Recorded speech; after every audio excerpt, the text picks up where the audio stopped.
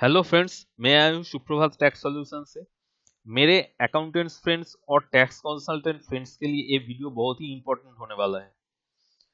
Friends, हम लोग जब जीएसटी रिटर्न फाइल करेंगे तब हम लोगों को ख्याल रखना है इनपुट टैक्स क्रेडिट जो है वो जीएसटीआर 2A में और जीएसटीआर 3B में शो होना चाहिए।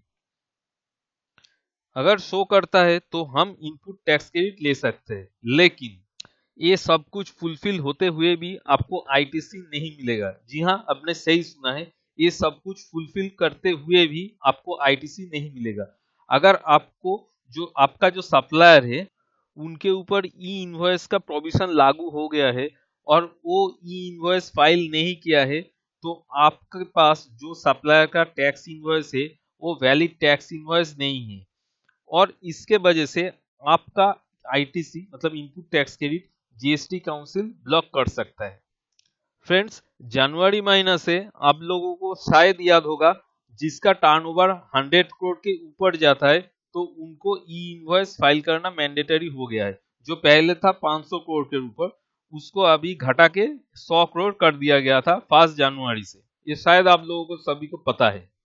फ्रेंड्स, अभी मैं किसी क्लाइंट का जीएसटी पोर्टल में आपको लेके आया हूँ और जीएसटीआर 2A जो टैब है उसके अंदर B2B इनवॉइस में मैं जा रहा हूँ।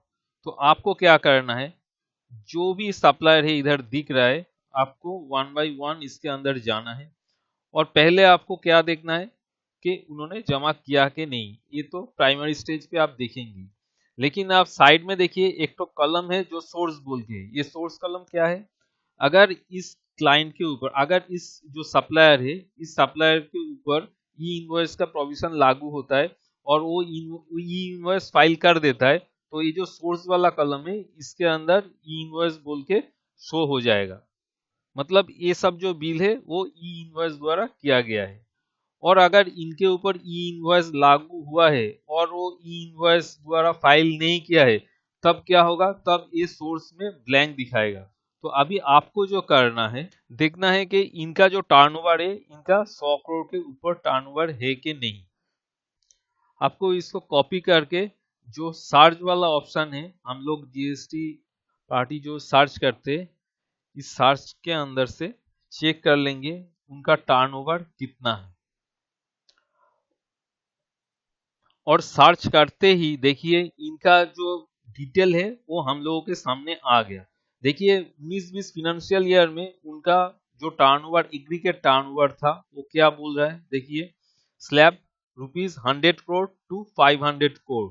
मतलब इनका मैंडेटरी हो गया ई इनवॉइस, लेकिन इन्होंने ई इनवॉइस फाइल नहीं किया।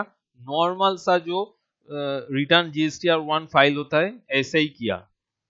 देखिए मैंने और एक बार आया हूँ अफलाटूस बोल के जो कंपनी है उनका। देखिए ई इनवॉइस, जो सोर्स में ई इनवॉइस लिखा जरूरी होता है वो उन्होंने किया नहीं, मतलब ई इनवॉइस उन्होंने फाइल नहीं किया। मतलब मेरा जो क्लाइंट है इनको एक्चुअल जो रूल के हिसाब से ये जितना भी आईटीसी ये नहीं मिलेगा। अभी मैं जो बोल रहा हूँ वो रूल और एक्ट के हिसाब से है कि नहीं वो मैं आपको दिखाता हूँ। फ्रेंड्स, सेक्शन 16 को एक बार देखते हैं सेक्शन 16 क्या बोल रहा है। सेक्शन 16 बोल रहा है eligibility and conditions for taking input tax credit. Section 16 सब सबसेक्शन 2 क्लॉज ए को एक बार पढ़ लेते हैं। He is in possession of a tax invoice और debit note issued by a supplier registered under this act or such other tax paying documents as may be prescribed। मतलब आपके पास tax invoice होना जरूरी है, डेबिट नोट होना जरूरी है जो कि एक्ट के अंदर है। मतलब जो ई इनवॉइस मेथड से बनना चाहिए वो दूसरा कुछ मेथड से आपका सप्लायर अगर बनाते हैं तो वैलिड इनवॉइस नहीं रहा, और बिना वैलिड इनवॉइस का आईटीसी क्लेम आप कर नहीं सकते। और अभी हम रूल 48 को एक बार फॉलो करेंगे। रूल 48 क्या बोल रहा है, मैनर ऑफ इशूइंग इनवॉइस। मतलब सही तरीका क्या होगा एक टैक्स इनवॉइस का। और हमें जो देखना है रूल 48 सब रूल 4 को फॉलो करना है। सब रूल 4 में क्या बोला जा रहा है, सब रूल 4 में बोल रहा है the invoice shall be prepared by such class of registered person as may be notified by the government on the recommendations of the council by including such particulars contained in Form GST INV 01 after obtaining an invoice reference number by uploading information contained therein on the Common Goods and Service Tax electronic portal in such manner and subject to such conditions and restrictions as may be specified in the notification। मतलब जो invoice issue करना है वो electronically बनाना है। सीधा बात यही है, अगर आपका 100 करोड़ के ऊपर टर्नओवर है और आप गवर्नमेंट द्वारा नोटिफाइड है तो आपको आईआरएन द्वारा टैक्स इनवॉइस बनाना होगा।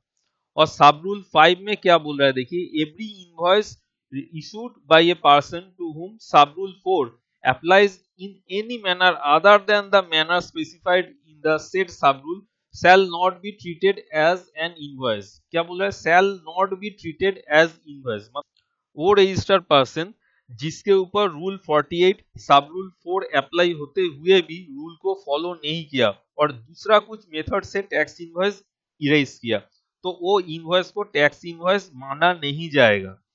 और जब टैक्स इनवॉइस ही आपका डिफेक्टिव है तो आईटीसी क्लेम आप कर ही नहीं सकते, सवाल ही नहीं उठता है।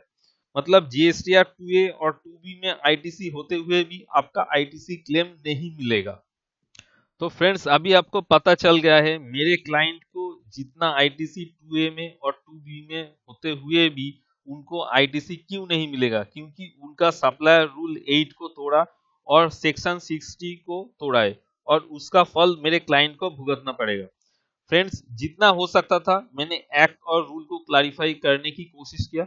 उसके बाद भी अगर मन में कुछ सवाल है तो कमेंट बॉक्स में पूछिए, मैं और थोड़ा क्लैरिफाई करने की कोशिश करूंगा। अगर वीडियो अच्छे लगे तो प्लीज लाइक शेयर और कमेंट करना मत भूलिए। Thank you for watch this video.